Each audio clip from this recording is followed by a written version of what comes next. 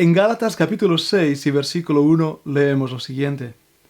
Hermanos, si alguno fuere tomado en alguna falta, vosotros que sois espirituales, restaurad al tal con el espíritu de mansedumbre, considerándote a ti mismo, porque tú no seas también tentado. Esto es la palabra de Dios, es la única norma de autoridad en toda materia de fe y práctica en la vida del creyente y también en la iglesia. En este vídeo me gustaría hablar de la corrección, lo que llamamos en las iglesias la disciplina bíblica.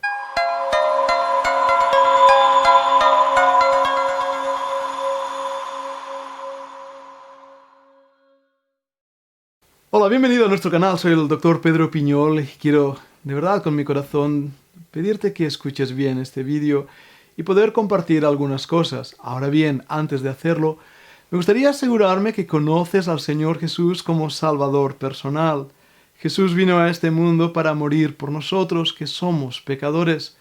En aquella cruz Él cargó en su cuerpo, en el madero, nuestros pecados para limpiarnos, darnos vida y la promesa de la vida eterna.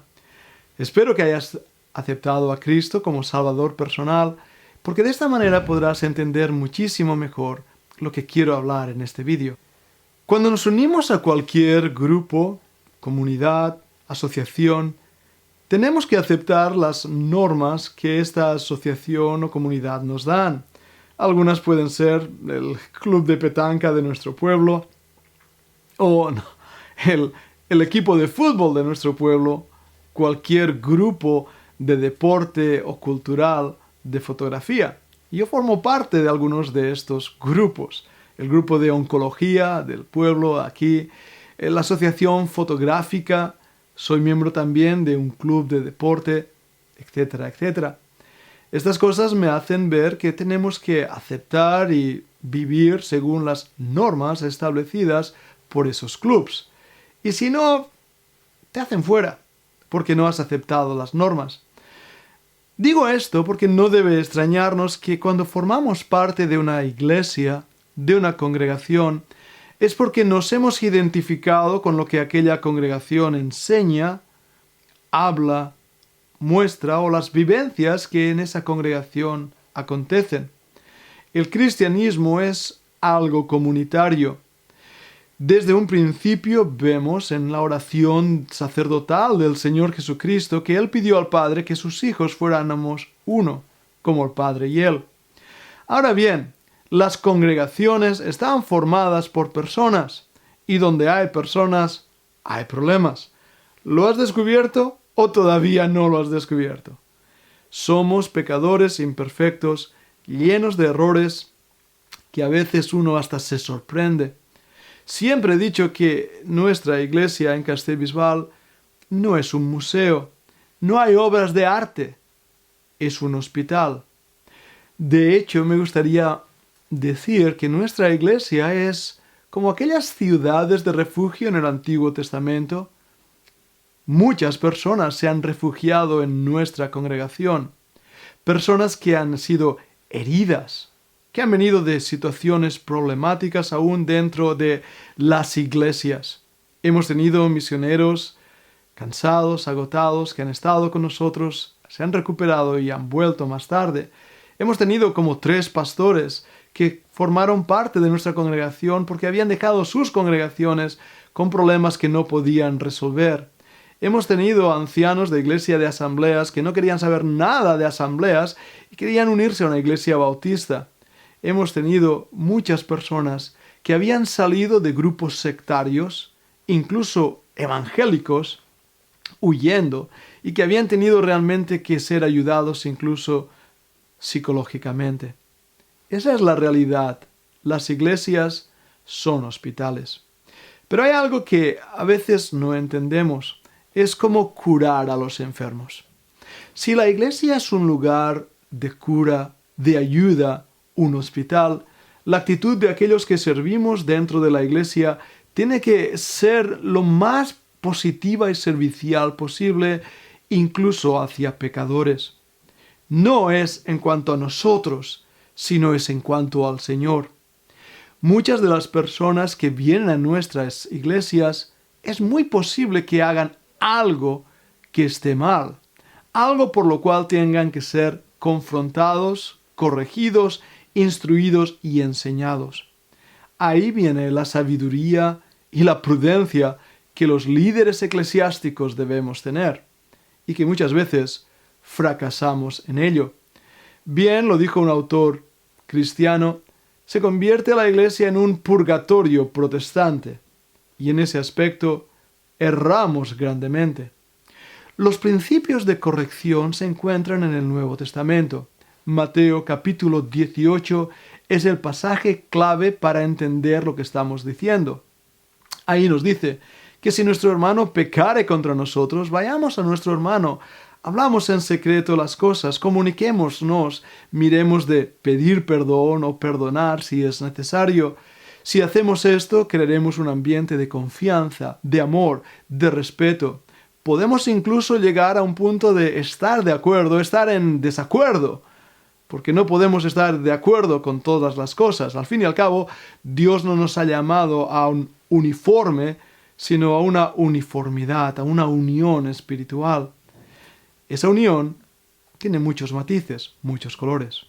Ahora bien, si tu hermano peca contra ti y no te oye, vete a buscar a un testigo, confróntalo. Si no oye al testigo, dilo a la iglesia. Y si no lo oye en la iglesia, entonces tenlo por pecador y publicano. Estos son los preceptos que Dios enseña en su palabra, pero esto no se hace. Bien, pues, nos encontramos delante de un gran dilema. Aquellos hermanos que hacen alguna cosa que es incorrecta bíblicamente, que se desvían de la doctrina o que cometen algún pecado que tiene que ser confrontado por la congregación, debe ser tratado realmente de una manera bíblica. Hay unos parámetros a seguir. Hemos hablado de Mateo capítulo 18, pero el pasaje de Gálatas que he leído nos da también un parámetro muy importante. Cuando corregimos a alguien, tenemos que darnos cuenta que nosotros mismos podemos caer en su mismo error o tentación, y por lo tanto nuestra corrección tiene que ser en humildad y temor delante de Dios. En ese aspecto tenemos que pensar cuál es el propósito de la disciplina bíblica, es decir, qué objetivo persigue. Debemos marcar y remarcar que el objetivo es poder volver a la comunión y a la restauración al hermano que ha caído en alguna falta. En ningún momento el propósito de la disciplina tiene que ser la humillación pública, menosprecio o desprecio del hermano que ha caído. Recordad que la palabra disciplina está ligada a la idea de discípulo. Tiene que ver con las normas del camino, el camino del aprendiz. Por lo tanto, es más difícil enseñar que imponer. Imponer es muy fácil. Y en muchas iglesias o grupos sectarios se produce la idea de la imposición porque es mucho más fácil. Debes hacerlo porque yo soy el pastor. Debes hacerlo porque... Parece que la ofensa está dirigida hacia el líder, cuando en realidad la ofensa ha sido hacia el Señor. Es importante que entendamos esto. Si la ofensa en pecado o doctrina ha sido en contra del Señor y de su palabra, es a través de su palabra, en la autoridad de la misma, que el error debe ser corregido, enseñado e instruido. Pero muchas veces la disciplina dentro de las iglesias se produce simplemente por un desacuerdo entre el líder y aquellos que forman parte de la congregación. Ahora, hay parámetros también y responsabilidades delante de aquellos que están en la congregación. Debe haber amor, respeto y oración hacia aquellos que nos presiden en el Señor, sin duda alguna. Pero vigilemos, porque aquellos que tienen una relación de abuso espiritual, y he hecho ya algunos vídeos sobre este tema, imponen sus normas, leyes o ideas a la congregación, aunque éstas no sean bíblicas.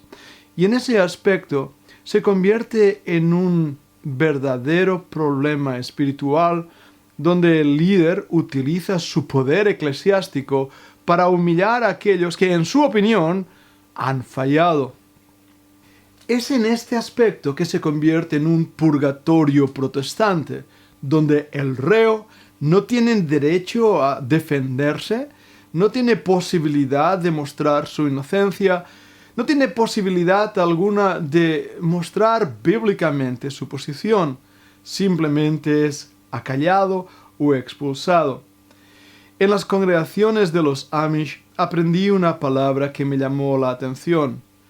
En inglés suena algo así como shunting. La idea es la expulsión de la comunidad hasta que se produzca un arrepentimiento público.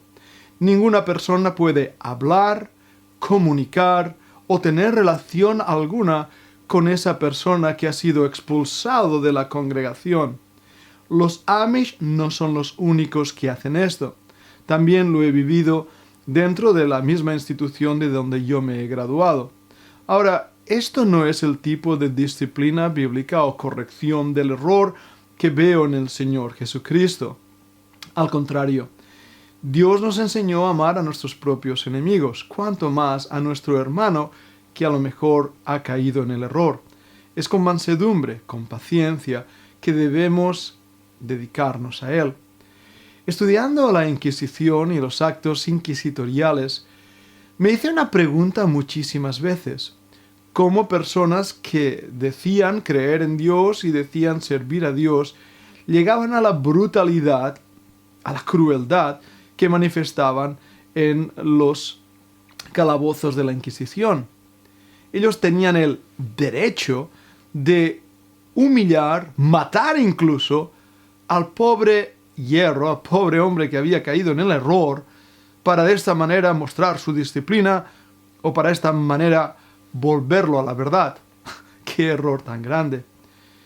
Muchas veces las congregaciones se convierten como en verdaderos árbitros inquisitoriales. Incluso me han llegado cartas o información o ideas de pastores que están diciendo no te juntes a aquel o aquel otro o al otro. Tengamos cuidado. La separación bíblica tiene su lugar. Si un hombre persiste en el error doctrinal, persiste en pecados graves, pecados que la misma Escritura denuncia, entonces debemos separarnos de él y tan siquiera comer con él. La Biblia así lo enseña. Pero dentro de los parámetros bíblicos, no porque alguien nos caiga mal tenemos que destruir su popularidad, identidad o reputación. Y es aquí donde los grupos sectarios se dedican realmente a destruir al oponente, no a intentar convencer al oponente. La disciplina bíblica debe ser utilizada bíblicamente. Como ya he dicho, el objetivo es la restitución del pecador. Ahora bien, ¿qué tipo de disciplina debe ser empleada? Bueno, diferentes opiniones, y lo vemos en el mismo libro de Corinto. La primera epístola a los Corintios, Pablo les reprende porque entre ellos había alguien que estaba cometiendo fornicación con la esposa de su padre, con su madrastra. Era un pecado realmente horrible, incesto. Sin embargo, la iglesia no había tomado cartas en el asunto, al contrario, se gozaba en ello. Pablo les reprende y les dice que ese hombre incluso se ha entregado a Satanás. En la segunda epístola, Pablo les dice, está bien, un momento, no hagáis más de lo debido con este hombre, porque si ha mostrado arrepentimiento, entonces no añadáis sobrecarga a este pobre hombre. Básicamente esta es la idea. La clave de la disciplina es la restitución una vez habido un arrepentimiento. Si este arrepentimiento es genuino, esa persona tiene que ser restituida. Y si ese arrepentimiento acontece de inmediato tiene que ser restituida. Muchos de los castigos que se implican en las iglesias locales son realmente castigos inquisitoriales. No tienen base bíblica. Incluso retirar la cena del Señor es como hacía la Iglesia Católica, retirando la misa para los cristianos. ¿Por qué razón? Para los católicos, no poder participar de la Eucaristía, de la hostia y del vino, era como no poder comer la carne y la sangre de Cristo, por lo tanto no podían tener la vida eterna al no comer de esos elementos. Esa es la mentalidad católica, no la mentalidad bíblica. Al contrario, la Biblia nos enseña que si alguien come del pan y de la copa sin discernir el cuerpo y la sangre del Señor, juicio come y bebe para sí. Es decir, el juicio lo establece Dios, no el hombre. En el Antiguo Testamento vemos que si una mujer era acusada de adulterio, tenía que beber unas aguas amargas. Si era inocente, no pasaba nada. Si era culpable, se volvía en alguien leproso. La cena del Señor, en mi opinión, es algo parecido. Cada uno delante de Dios y en su responsabilidad debe tomar de la cena. Y si es culpable de pecado, juicio come y bebe para sí. Por otro lado, sí que podemos apartar a alguien de los ministerios, responsabilidades o trabajo eclesial, ya que no está en una condición para servir en esa iglesia local. Esto tiene lógica. Por último, hay algo también que debemos discernir muy claramente en el momento de aplicar la disciplina bíblica. La disciplina bíblica tiene el propósito de que esa persona sea restituida a la congregación. Pero ¿qué pasa cuando una persona, en vez de aceptar su corrección, lo que hace es huir de la congregación? Aquí hay un problema, y lo pongo en dos etapas. La primera es que cuando una corrección, una disciplina ha sido mal establecida, ha sido establecida por un líder religioso sectario, ha sido establecida por alguien que es abusador espiritualmente, o ha sido establecida, como en muchos casos yo mismo he encontrado, por alguien que pone una medida para los demás y otra para sí mismo, esa disciplina carece absolutamente de valor y de autoridad bíblica, por lo tanto, no tiene por qué ser aceptada. De hecho, yo mismo aconsejo que cuando alguien está bajo una relación abusiva o un grupo sectario, lo mejor que puede hacer es abandonar ese grupo y no aceptar esa disciplina. Por otro lado, me he encontrado yo mismo con situaciones dentro de nuestra iglesia donde a alguien se le ha disciplinado un domingo y el lunes se ha dado de baja para irse a otra iglesia. Y por supuesto, no han pasado 2 o 3 años antes que en la otra iglesia haya dado el mismo tipo de problemas que nos daba a nosotros.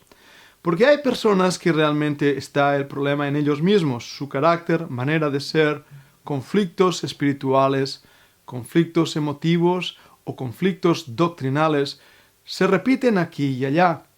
A esas personas es lo que dice en Mateo 18. ¿Qué podemos hacer con ellas? Al final y públicamente decir, no hay nada que hacer, solamente dejar que Dios haga en sus corazones. Esto es un caso que se repite en muchas iglesias, cuando personas, intentando ser corregidas, van simplemente de iglesia en iglesia a otra iglesia, siendo igual y los mismos que siempre han sido, y más tarde o más temprano creando los mismos problemas que habían creado en otras iglesias. Ahora, eso no es la norma. Eso pasa, pero ¿qué es lo que uno busca? Una vez más, la restitución. Han sido pocas las ocasiones que he tenido que aplicar disciplina en nuestra iglesia, pero quiero compartir esto y es algo muy íntimo. La primera vez que tuve que aplicar disciplina en nuestra iglesia local fue cuando yo acababa de tomar el pastorado, tenía 24 años. La disciplina se tuvo que aplicar porque un varón, miembro de nuestra iglesia, había golpeado y maltratado a su esposa. Ambos eran creyentes, ambos eran miembros de nuestra iglesia y me tocó a mí reunir a la asamblea, establecer lo que había pasado, aplicar disciplina. Esto es difícil por sí mismo, pero más difícil se volvió cuando os digo que ese matrimonio eran mis propios padres. Tuve que poner en disciplina a mi padre, diciendo ser creyente, había cometido un pecado contra su esposa. El Señor obró en su corazón de una manera preciosa y con lágrimas en sus ojos pidió perdón a mi madre, pidió perdón a nosotros como hijos, pidió perdón a la congregación, fue restituido y por años ya más tarde nunca más volvió a acontecer ese evento. Él está ahora en la presencia del Señor y puedo decir que él murió en preciosa relación con el Señor y con la Iglesia. He tenido otros 2 casos de disciplina y, tristemente hablando, aconteció exactamente lo que acabo de mencionar unos minutos anteriores. Dejaron nuestra iglesia, se marcharon a otras y en poco tiempo habían creado los mismos problemas. Tenemos, por lo tanto, que tener mucho cuidado cómo aplicamos la disciplina, si es realmente bíblica. Tenemos que ver también quién la aplica y por qué la aplica, para no constituir en un purgatorio protestante o un juicio inquisitorial lejos de la palabra de Dios. El Señor nos ayude a aplicar la medida de la disciplina duramente contra nosotros mismos.